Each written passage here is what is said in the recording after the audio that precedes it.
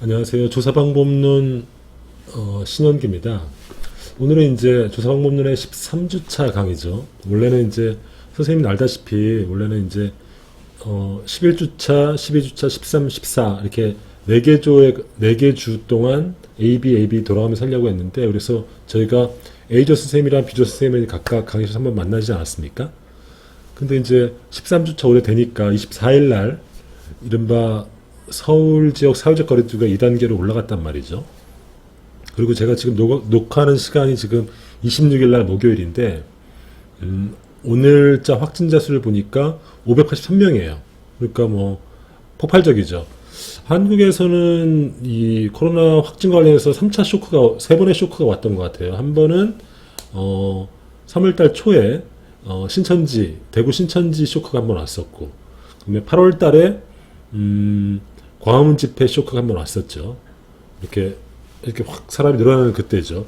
지금이 3차 쇼크인 것 같아요. 지금 이제 겨울, 시기적으로 무슨 특별한 사건은 없지만은 시기적으로 겨울이 왔고, 그 다음에 그동안 사람들이 너무 오랫동안 어떤 생활이 위축되다 보니까 약간 좀 해이해졌고 이런 측면이 있어가지고, 그런 요소들이 겹치면서 지금 또 수도권 중심으로 사람이 굉장히 늘어나고 있어요.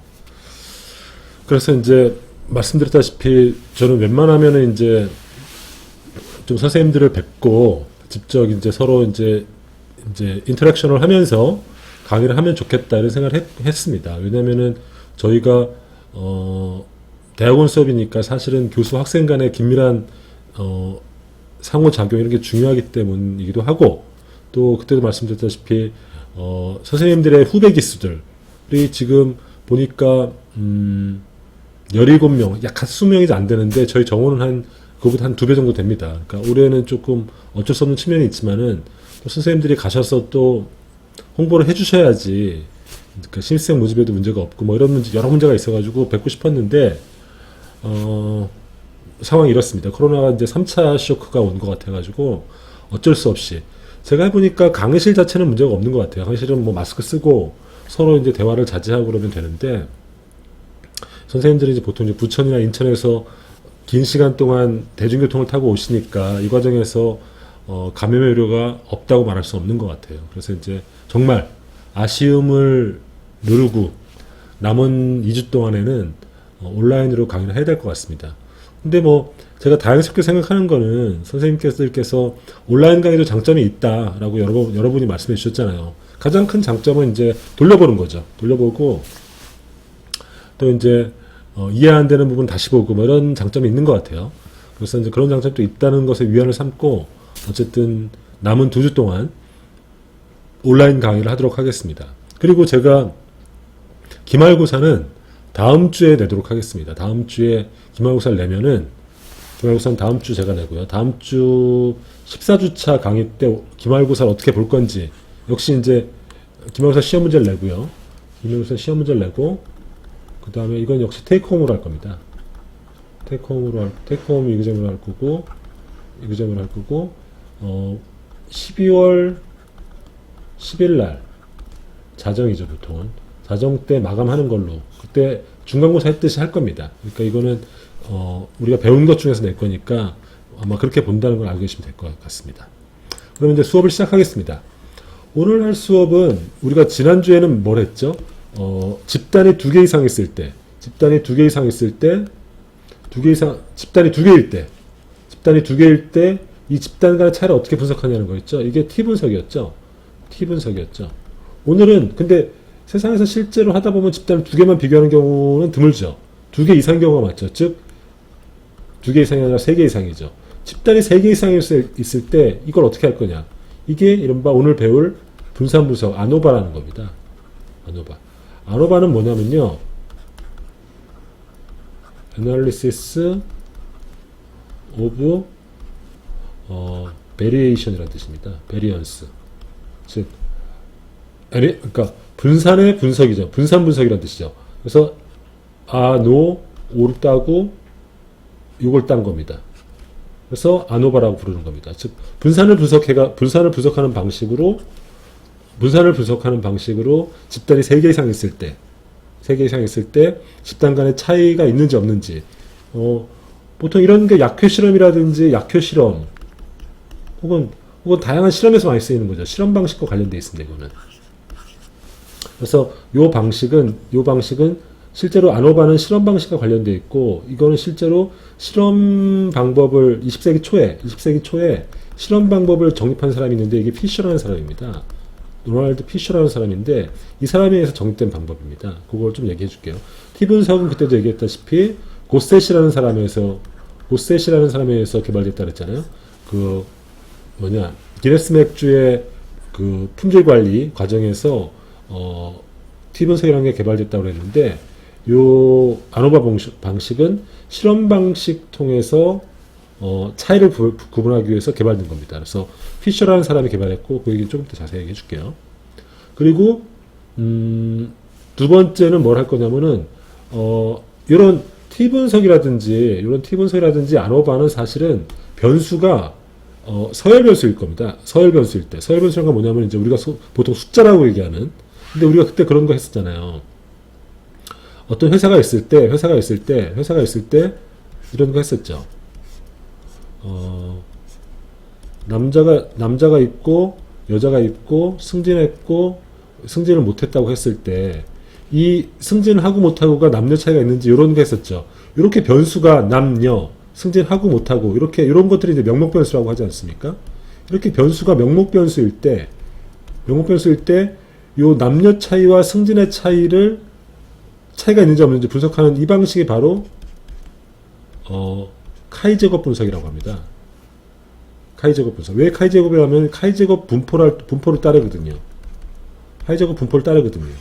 그래서 카이 제곱 분석이라고 합니다. 그래서 오늘은 여기에 대해서 강의하도록 하겠습니다. 먼저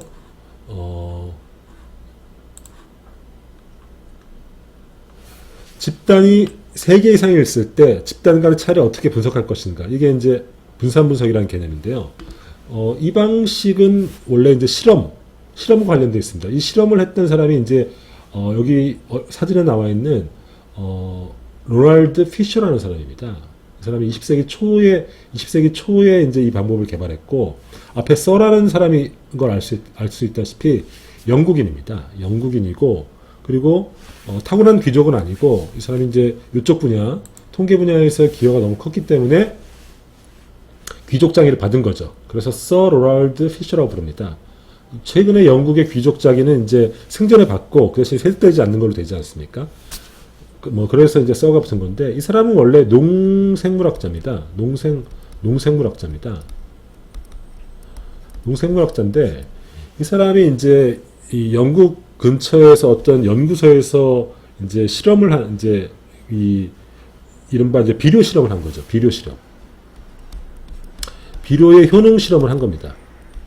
즉 어떤 비료가 더 효과가 있느냐 효능 실험을 한 거죠. 근데 이런 식의 이제 실험을 한 겁니다. 이런 식에서 이제 이런 런던 인근의 어떤 이런 농경지에서 비료 실험을 하는데 비료를 이제 예를 들어서 이렇게 생각해 보시죠. 어떤 농경지에다가 A 비료와 B 비료를 뿌렸다고 생각해 봅시다. A 비료, B 비료, C 비료를 뿌렸다고 생각해 봅시다. 그러면은 이 비료들의 어떤 비료의 효과는 이제 농작물의 수확량으로 드러나겠죠. 이 비료 차이를 어떻게 A, B, C 중에서 어떤 비료가 가장 효능이 좋다는 것을 어떻게 판단할 것인가, 이 문제 부딪힌 겁니다. 이렇게 생각해 보시죠. 이런 데다가 이렇게 경작지가 이렇게 있으면은 이렇게 구간을 나눈 다음에 비료를 뿌린 거예요. 이쪽에는 A 비료, 이쪽에는 B 비료, 이쪽에는 A 비료, 이런 식으로 뿌렸다고 C 비료, 이쪽에는 A 비료를 뿌렸다고 가정해 봅시다. 근데 결과적으로 쭉 비료를 여기다 다 뿌렸어요. 뿌리고 이제 농작물의 수확량을 체크를 하는 거죠. 요 칸마다 체크를 했는데 A가 가장 수확량이 좋았다고 가정해 봅시다. B가 그다음 좋고 C가 좋다고. 그러면은 요 결과를 갖고 우리가 A 비료가 가장 수확량을 좋다, 효능이 좋다고 말할 수 있겠습니까? 어떻습니까? 그러니까 강의시 아니면 이 피드백 받기가 힘들어요. 결론부터 얘기하면은 그럴 수 없죠. 이 결과를 갖고. 왜냐? 생각해 보세요. 이 농경지가 다 균일한 게 아니잖아요. 그러니까 농경지 요 전체가 모두 동일한 조건이라고 가정할 수가 없는 거죠. 가령해서 해가 이쪽에 뜬다든가, 그러면 물이 이쪽으로 흐른다든가, 물이 이쪽에 이렇게 흐른다든가, 그러면은 A의 수확량, A의 높은 수확량은, A 비료가 뿌려진 높은 수확량은 비료 효과 때문인지, 아니면은 일조량 때문인지, 아니면은 이른바 물 공급의 탓인지 분명치 않지 않습니까? 그죠? 핵심은 뭐냐면은 이런 식으로 이제 비료를 뿌리면은 이런 땅들마다, 요 경작지마다의 차이 때문에 이것이 비료 효과인지 비료 외의 효과인지 알 수 없는 문제가 있다는 거예요. 그죠? 그러니까 비료 효과를 정확히 추정할 수 없는 문제가 있어요. 그럼 어떻게 해야 됩니까? 요 땅들, 모든 땅들의 조건을 동일하게 만들어줘야 되는 거죠. 가령해서 농작물에 수확에 영향을 주는 요소가 뭐 비료 외에도 일조량, 물공급 등이 있다고 한다면은 요런데 모든 하나 둘 셋 넷 16개 경작지의 조건을 모두 동일하게 해줘야 됩니다. 그죠? 어떻게 동일하게 해줍니까? 사실상 불가능하죠. 피셔의 방법은 뭐였냐면은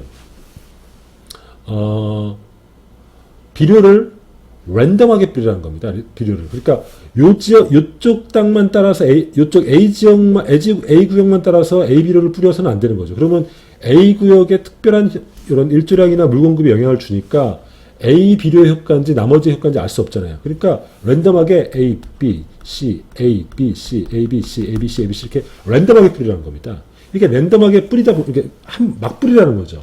막 뿌리면은 이렇게 막 흩어져서 막 뿌리면은 어떻게 됩니까? 이런 일조량이라든지 그 다음에 물의 공급량이라든지 이런 농작물의 생육에 영향을 주는 요소들이 서로 상쇄되면서 이 조건이 모두 동일해지는 거죠. 그리고 이런데 이제 A 이런 지역의 것과 B 이런 지역의 것과 C 이런 지역 것을 비교하면은 모든 비료 외의 조건은 다 상쇄됐으니까 생육의 차이는 오직 비료의 차이라고 말할 수 있다는 겁니다. 그죠? 이게 바로 랜덤 어사이먼트 아이디어입니다. 랜덤 어사이먼트. 무작위 배정이죠. 무작위 배정. 그죠? 그때 우리가 이제 실험을 할 때 실험을 두 집단, 트리트먼트랑 컨트롤 집단 할 때 이 모집단에서 파퓰레이션에서 두 집단을 나눠서 이 결과의 차이가 실험의 차이라고 하지 않았습니까? 그러면 애초에 여기는 이제 처치를 주고 안 주는 게 이제 실험의 처치 방식이잖아요. 그러면 그 전에 더 중요한 게 뭡니까? 애초에 요 두 집단은 처치를 준 것과 안 준 거의 차이만 있을 뿐 사실상 동일해야 된다 그랬잖아요. 이 동일한 조건을 만드는 게 뭐였죠? 여기서 무작위 배정을 하는 거였죠. 무작위 배정을. 즉 랜덤 어사인먼트를 해야지 요 두 집단이 동일해진다고 말하지 않았습니까? 바로 같은 원리입니다. 즉 어떤 특정한 구역에만 특정한 비료를 주면은 그 비료 효과가 아니라 그 특정한 구역의 토양이라든지 혹은 일조량이라든지 물의 양의 효과니까 그런 효과들을 모두 상쇄시키고 경작지의 조건을 모두 동일하게 만들어주는 하는 것, 즉 이런 조건을 만들어주는 것, 요 트리트먼트와 컨트롤 집단을 동질성을 확보하는 조건, 이게 바로 랜덤 어사이먼트였듯이 비료도 이렇게 무작위로 뿌렸을 때 모든 그런 비료 외의 효과들이 다들 동질화된다는 거죠. 이게 피셔의 아이디어입니다. 그리고 이게 실험의 아이디어고요. 그죠? 그러면은 이렇게 됐을 때 그러면은 아까 같은 실험의 조건으로 이제 A 비료가 뿌린 것들, A 비료를 뿌린 것의 수확량, B 비료를 뿌린 것의 수확량, C 비료를 뿌린 것의 수확량, 이런 것들이 차이가 나겠죠. 평균값이 나오겠죠. 그러면은 수확량의 차이가 이제 아마 A, B, C를 이따 다시 해봅시다. 그때 이 차이가 과연 통계적으로 유의미한 차이인지 우리가 궁금한 거죠. 그죠? 이걸 어떻게 할 수 있냐는 겁니다. 이게 여기서 쓰는 것, 즉 집단이 3개 이상 있을 때 이 여기서는 수확량이었죠. 비료의 수확량이었죠. 수확량. 이때 이 차이가 통계적으로 유의미한 차이인지 어떻게 할 수 있냐는 거죠. 하는 방법이 있습니다. 가령해서 이렇게도 할 수 있죠. 우리가 또 T 분석을 배웠잖아요. T 분석을 배웠으니까 2번 하면 돼, 3번 하면 됩니다. 즉, A와 B를 비교해보고, 그 다음에 A와 C를 비교해보고, 그 다음에 B와 C를 비교해봐서 하면 되죠. 그러니까 요 집단 간의 차이가 나는 걸 통계적으로 볼 때 이렇게 T 분석은 집단이 2개일 때 비교하는 거니까 만약에 집단이 3개면은 T 분석을 3번 해보름으로써 할 수 있죠. 근데 이거는 너무 번거롭죠. 한 번에 하는 방식, 이걸 한 번에 하는 방식이 바로 아노바라는 겁니다. 왜냐면은 보세요. 집단이 만약에 4개라고 해봅시다. 이렇게 해봅시다. 그러면 T 분석을 한다고 치면은 어떻게 됩니까? A, B, A, C, A, D, 그 다음에 B, C, B, D, 그 다음에 C, C, D 모두 6번을 해야 되거든요. 집단이 4개면은. 그죠? 이건 번거롭지 않습니까? 그죠? 이런 건 번거롭죠. 그래서 집단이 3개 이상이 있을 때 이 집단 간의 어떤 차이가 통계적으로 유의미한지를 한 번에 보는 방식이 아노바라는 겁니다. 아노바. 그죠? 일단 T 분석과 비교해 보시죠. 지난 시간에 했던 게 2개 이상 집단일 때는 이게 T 분석이었죠. 3개 이상 집단일 때 이거는 아노바라는 겁니다. 오늘 배울 아노바. 보세요. T 분석은 어떻게 했습니까?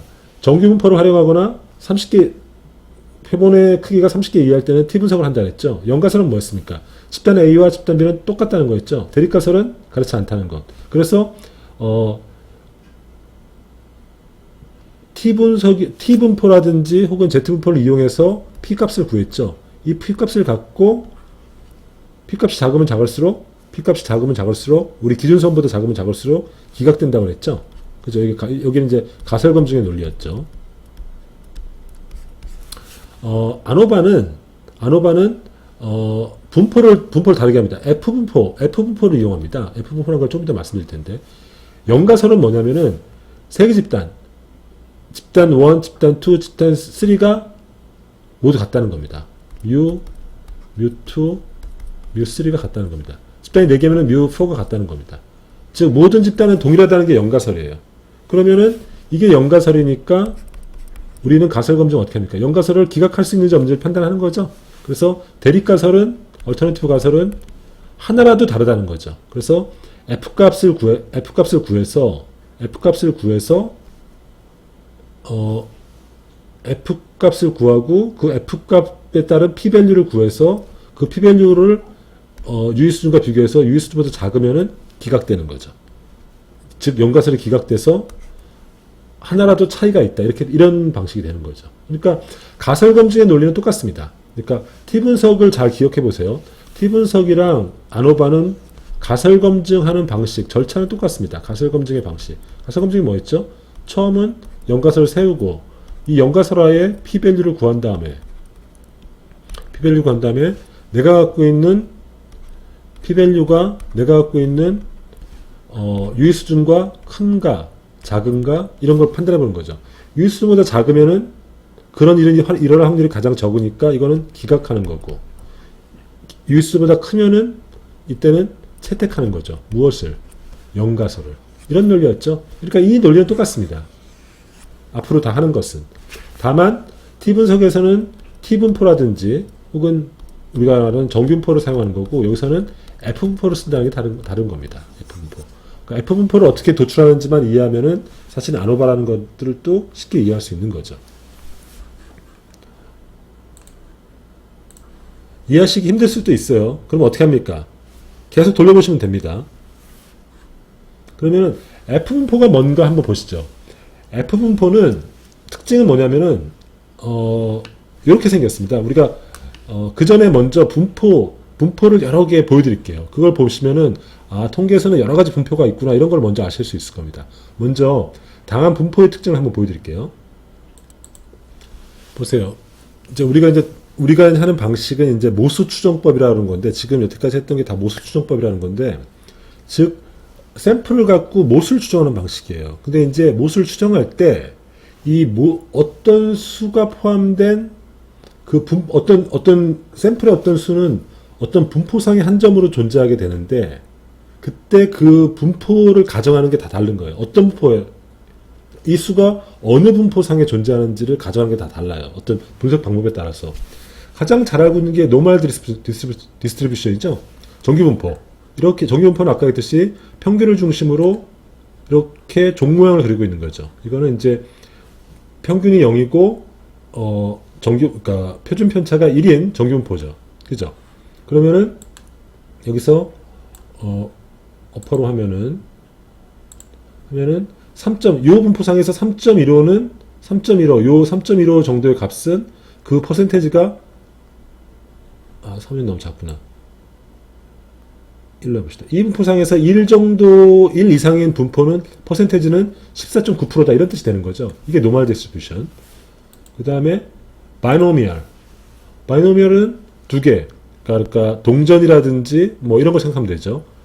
이런 것도 바이노미얼은 이제 분포를 그리면 동전은 그때 제가 보여드렸죠. 이런 게 바이노미얼입니다. 그래서 개수가 점점점 늘어나면은 바이노미얼은 정규분포랑 거의 똑같아지는 거죠. 이런 바이노미얼 분포가 있고, 세 번째는 T분포라는 게 있습니다. T분포. T분포는 저번에 봤듯이 자유도가 있고, 실제로 30개 이상일 때, 즉 집단의 개수가 30개 이상일 때는 정규분포랑 똑같은 모양을 갖고 있습니다. 근데 30개 이하일 때는 어떻게 된다 그랬습니까? 요쪽 헤드, 이마 쪽이 낮아지고, 요쪽 꼬리가 길어지는 특성이 있다 그랬죠. 정규분포에 비해서. 그죠? 그래서 요쪽을, 이런 게 그러니까 T분포의 특징이죠. 그 다음에 오늘 배울 F분포. F분포는 T분포를 제곱하는 방식을 유도하는데요. F분포는 이렇게 생겼습니다.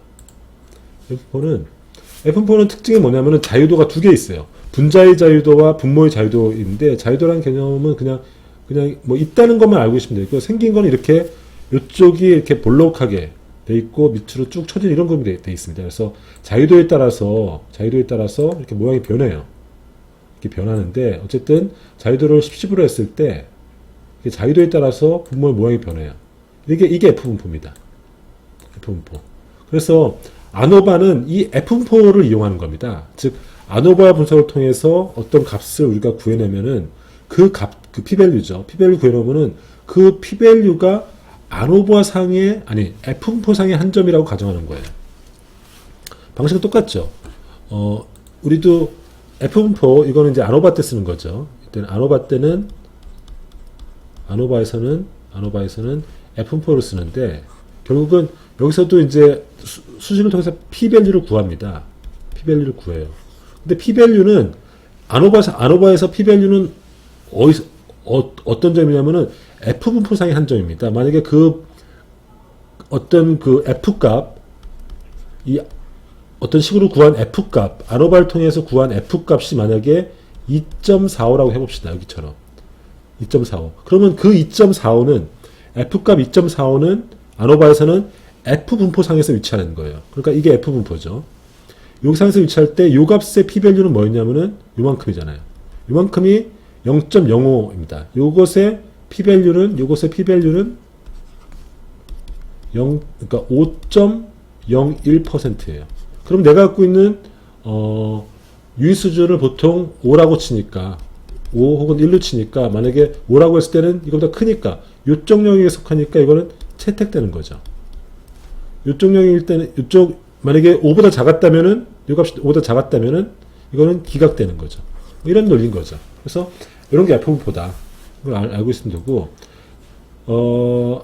하나 더 있는데, 이거 이제 카이 제곱 분석이라는 게 있습니다. 카이 제곱 분포라는 게 있습니다. 카이 제곱 분포. 카이 제곱도 이렇게 생겼어요. 이것도 자유도라는 게 있고, 이런 식의 모양이 왔다 갔다 합니다. 이런 식으로. 카이 제곱은 이제 좀 이따 배울 텐데, 어쨌든 오늘 배울 거는 요 F분포라는 것과 카이 제곱 분포라는 겁니다. 그죠? 이런 걸 이해하시면 되겠습니다. 이런 분포가 다양하게 있다는 것들. 그래서 이제 아노바 분석에서는 이른바 이제 아노바 분석에서는 집단이 3개 이상일 때 하나라도 차이가 있는지, 즉 연가설은 집단이 뭐 3개 이상 있을 때 집단 3개는 모두 똑같다는 것들을 기각할 수 있을지 없을지 판단하는 건데, 이때 아노바를 통해서 F값을 구합니다. F값은 어떻게 구하냐면은 좀 이따 얘기할 텐데 이렇게 구합니다. 그룹 내 변동과 그룹 간의 변동, 즉 이런 그룹 내 변동은 뭐냐면은 집단인데 3개가 있다고 쳐봅시다. 집단이 3개가 있으면은 A, B, C 그룹이 3개 있다고 쳐보면은 그룹 내 변동은 뭡니까? 요 A 집단 안에서의 변동, B 집단 안에서의 변동, C 집단 안의 변동, 이게 그룹 내 변동입니다. 그룹 간 변동은 뭡니까? 이거는 그룹 간의 변동입니다. 요 그룹 간에 또 차이가 있을 수 있잖아요. 변동치가. 요것의, 그러니까 그룹 내 변동의 값으로 그룹 간의 변동을 나누는 것, 이게 F값입니다. 그러면 그 F값을 갖고 이게 만약에 어떤 수일 겁니다. 그러면 그 F값이 F분포상에서 어느 정도의 확률인지를 구하는 거죠. 그러면 그게 P밸류인 거죠. 이 P밸류를 갖고 기각 여부를 판단하는 겁니다.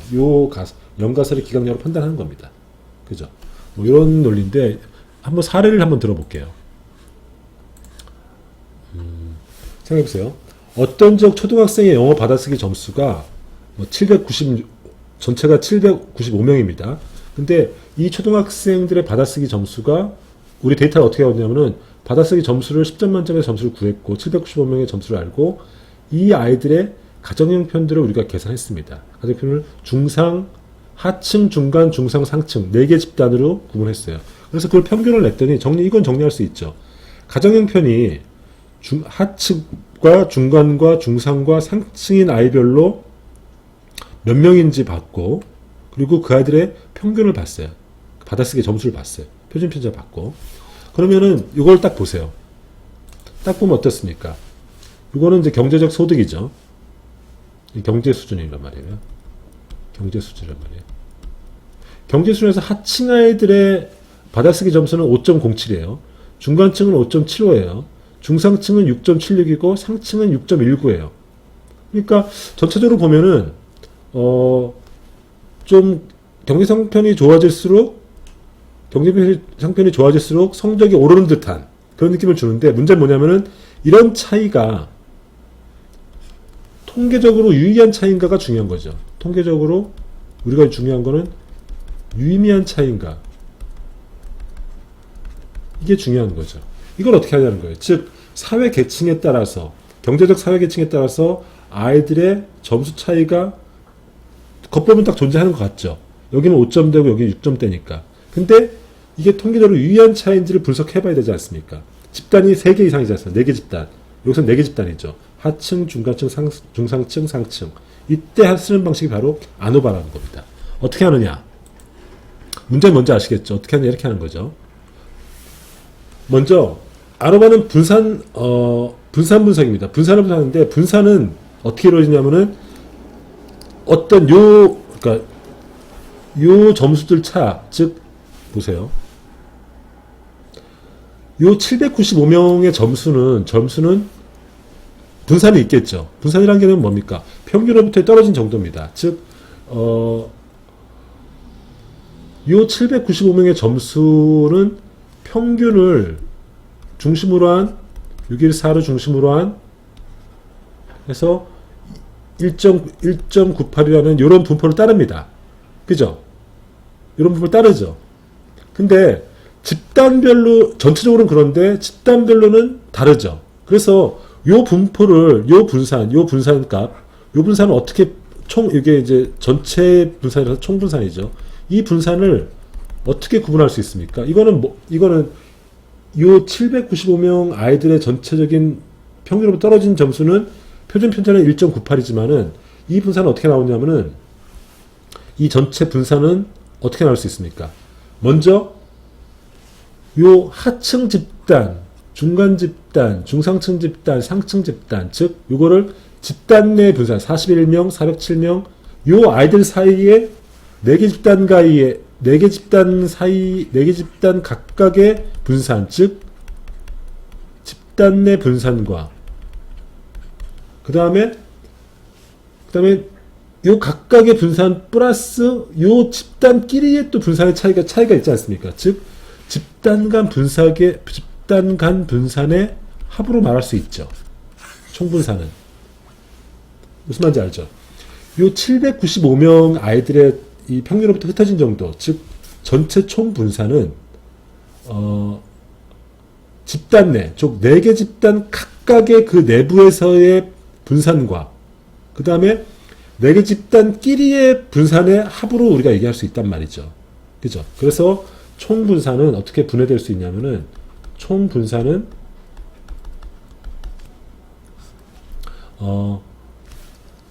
집단 간 분산과 다시 집단 간 분석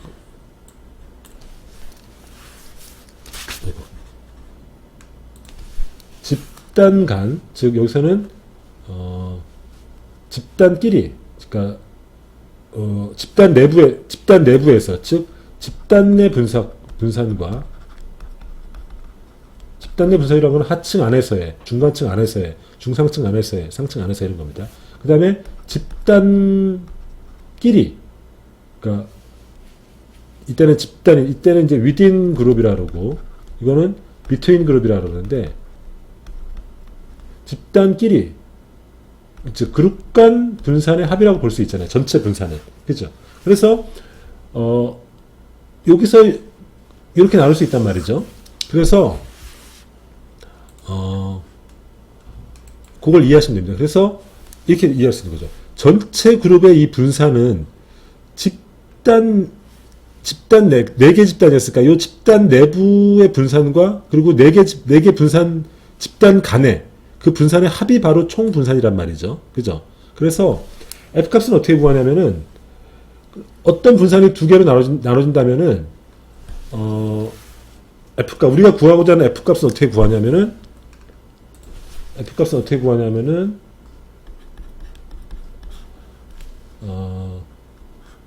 집단 간 분산분의 집단 내 분산으로의 값을 구합니다. 헷갈리는데 맞나?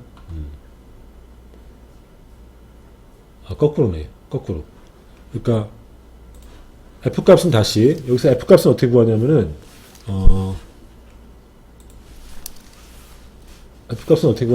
이렇게 구하는 거죠.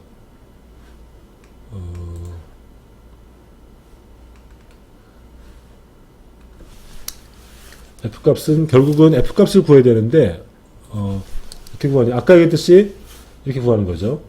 F값은 결국은 집단끼리, 집단 간, 즉 어떻게 봅니까? A 집단과 상층과 중상층과 뭐 하층과 4개 집단이죠. 여기 요 집단끼리 요 분산값과 집단 내, 즉 A집단 내부에서, 즉 B집단 내부에서, C집단 내부에서, D집단 내부에서의 요 분산의 비율로 구합니다. 그러면은 각각은 어떻게 구하냐? 보세요. 어떤 집단, 요 성적의 아이들의, 초등학교 아이들의 받아쓰기 성적은 그 총분산이죠. 총분산이라고 할 수 있죠. 그리고 그러니까 그룹 간, between 집단 간의 분산을 구할 수 있고요. 그룹 간의 분산을 구할 수 있습니다. 어떻게 구하는지는 이해하실 필요는 없습니다. 다만 그 과정만 이해하시면 돼요. 그래서 이렇게 다 계산할 수가 있습니다. 우리가 계산하면 결국은 어떤 게 나오냐면은 결국은 우리가 뭘 구할 수 있냐면은 집단 간 분석과 여기서 집단간은 뭡니까? A 집단과 B 집단과 C 집단과 D 집단, 즉 가정 환경에 따른 환경별로 그 그룹 간의 차이를 알 수 있죠. 이 변동과 그다음에 within 그러니까 같은 그룹 내에서의 변동, 그게 집단 내 분산이죠. 그래서 가정 환경 이외의 의한 변동이죠. 그죠? 그래서 이 값을 구할 수 있습니다. 그러면 이 F 값이 뭐냐면은 그러면 그걸로 F 값을 구할 수 있잖아요. 그러면 이 F 값은 결과적으로 나오면 이 F값이 뭐로 나오냐면은 아까 그런 경우에는 자유도가 3이고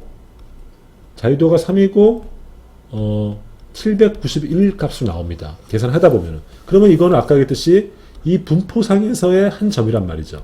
F분포상에서의 한 점이란 말이에요. F분포상에서의 791이 어디에 있냐면은 한 요 정도 있다고 쳐봅시다.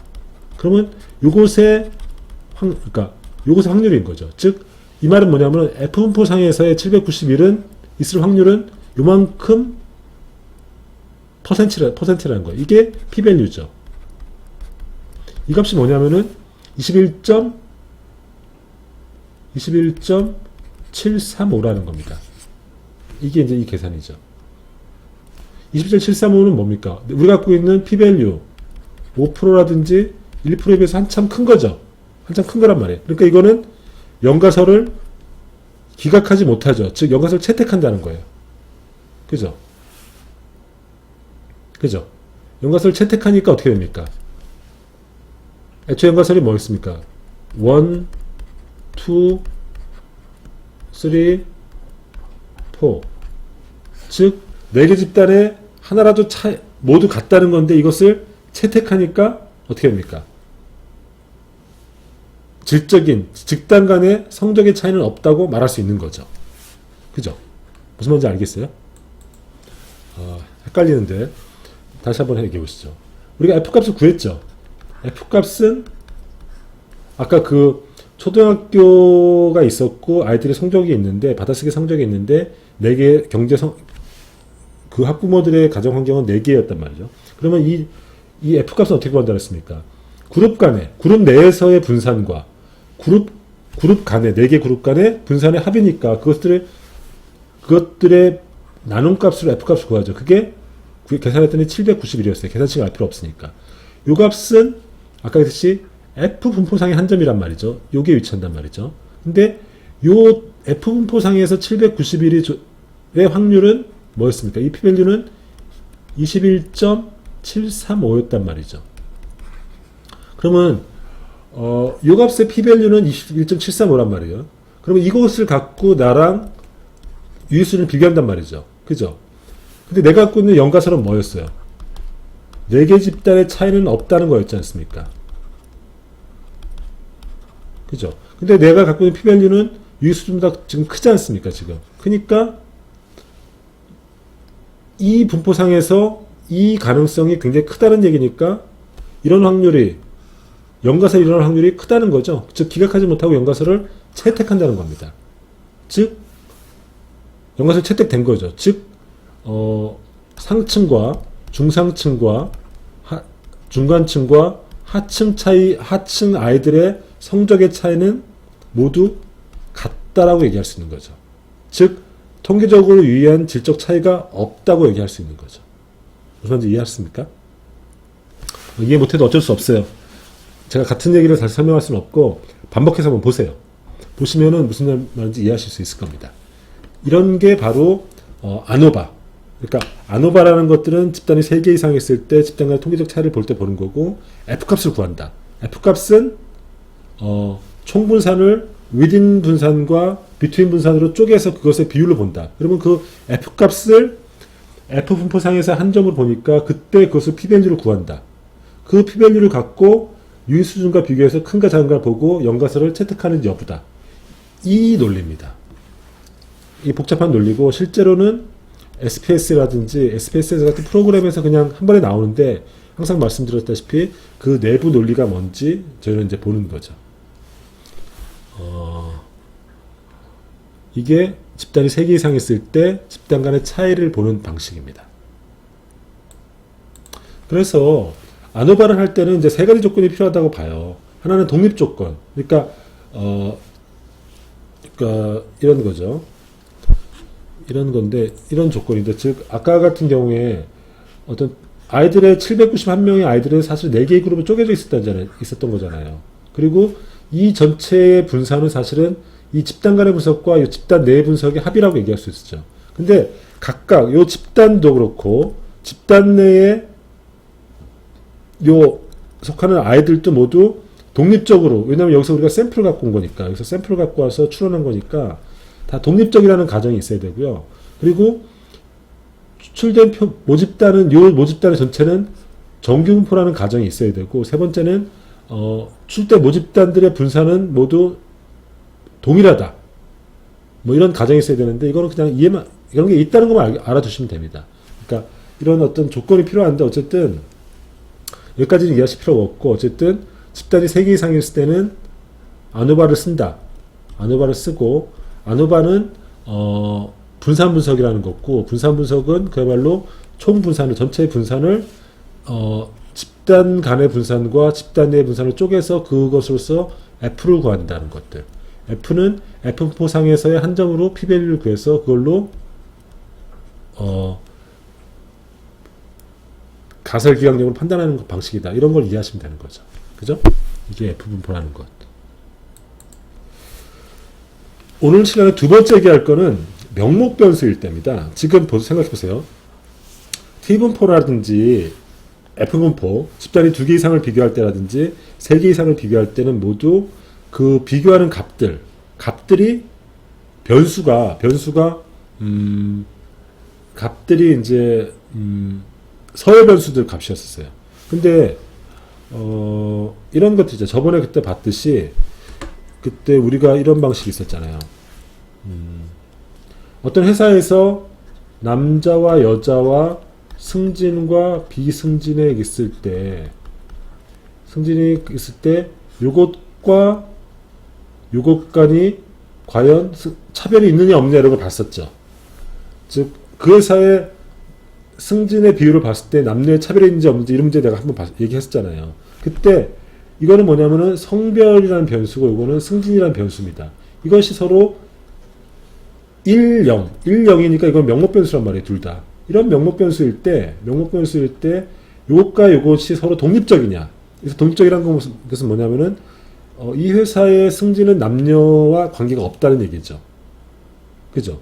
이런 거를 볼 때 쓰는 게 바로 카이-제곱 분석이라는 거고, 이거는 역시 아까 얘기했듯이 카이-제곱 분포상에서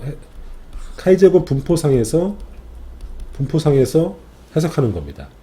그죠? 이런 거 우리가 통계에서 자주 쓰는데, 이런 거 쓸 때 카이-제곱 분포라는 걸 하는 건데요. 한번 보시죠. 카이-제곱은 어떻게 쓰냐면 이럴 때 씁니다. 보세요.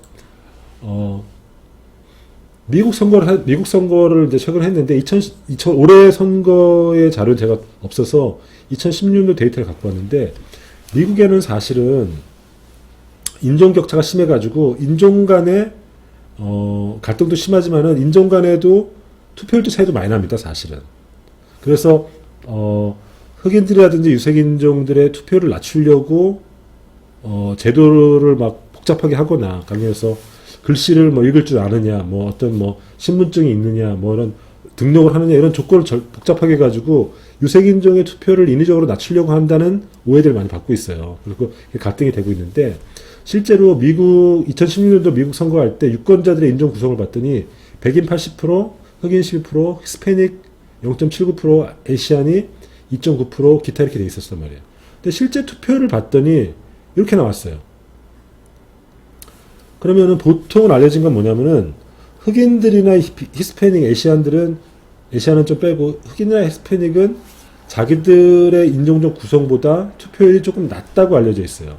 그래서 실제 데이터를 봤더니 이렇게 나왔단 말이죠. 그러면 우리 질문이 이거죠. 투표 결과에 따라서 인종적 차이가 있는지 없는지 물어보는 거죠. 그럼 어떻게 합니까? 가설 검증은 어떻게 합니까? 인종적 차이가 없다는 거죠. 그럼 우리는 가설 검증 어떻게 합니까? 인종적 차이가 없다는 그 영가설을 기각하는 방식으로 해야 되는 거잖아요. 그죠? 그러면 이거 보세요.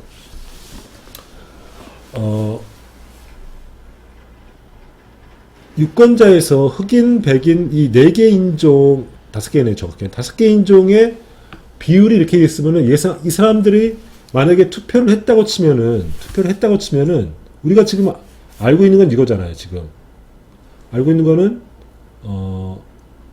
이 두 가지를 알고 있죠. 즉 여기서 이걸 알고 있단 말이에요.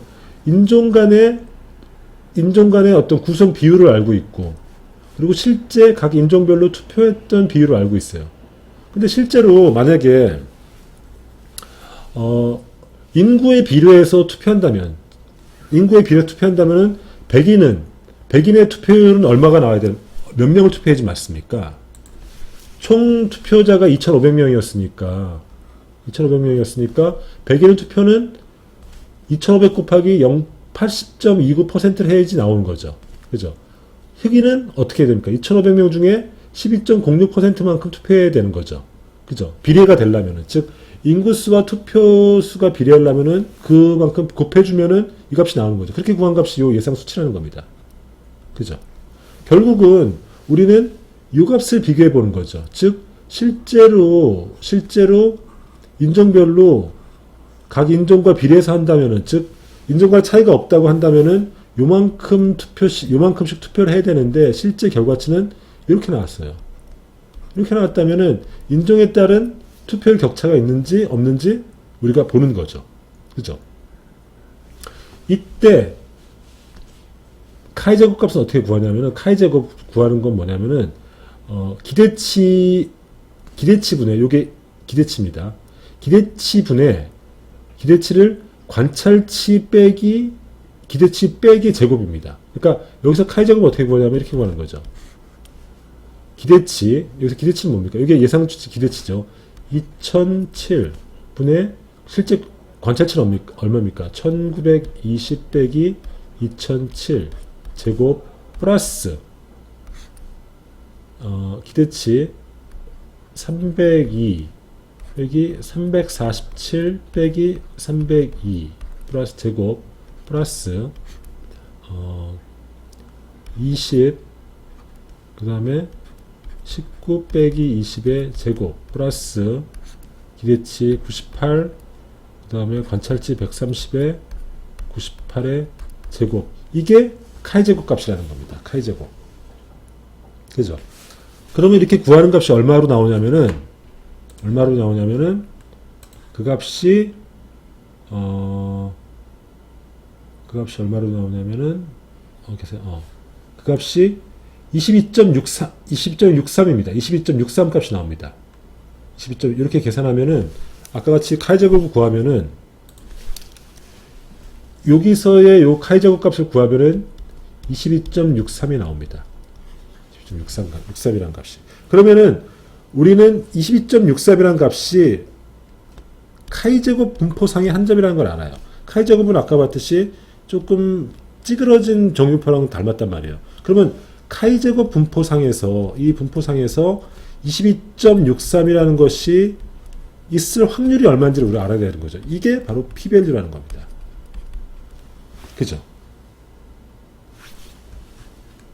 그러면은 카이 제곱은 어떻게 구하냐면 정규분포를 제곱해서 구하는데 이런 모양으로 구합니다. 이렇게 이것도 역시 자유도라는 개념이 있어가지고 자유도가 작을 때는 이렇게 뾰족 이렇게 그려지게 되고, 그 다음에 자유도가 커지면은 이렇게 쭉 퍼지는 이런 그래프입니다. 그죠? 아까 카이 제곱 분포를 봤죠. 그리고 아까 요런 미국 선거에서 우리 질문은 연가설은 뭐였어요? 연가설은 미국 선거에서 2016년 연가설은 인종 간의 투표율의 차이는 없다는 가설이 있지 않습니까? 그죠? 그래서 이 가설을 검증하기 위해서 우리가 뭘 구했냐면은 요 통계를 갖고 카이 제곱을 구했습니다. 카이 제곱은 아까 했듯이 기대값, 실제로 인구 비례대로 한다면은 백인은 80.29%의 인구 비율을 갖고 있으니까 유권자 요거 곱해가지고 요만큼 예상치를 구하는 거죠. 그래서 실제 관측치에서 기대치를 빼서 제곱한 값에 시그마 하면 나온다는 거죠. 이게 얼마냐면 22.63입니다. 그러면 이 20.63은, 이 카이 제곱 22.63은 카이 제곱 분포상에서의 한 점인데 이게 22.63입니다. 그러면 이런 일이 일어날 확률이 얼마인지 구하는 거죠. 이 확률이 바로 P밸류죠. P밸류가 이게 얼마로 나오냐면 이게 굉장히 내가 알기로는 큰 값이 나옵니다. 굉장히 실제로 보면은 이게 얼마로 나오냐면 이게 대충 얼마로 나면은 굉장히 작은 값이 나와요. 그러니까 보세요. 어, 이거 한번 시뮬레이션 한번 보시죠. 잠깐.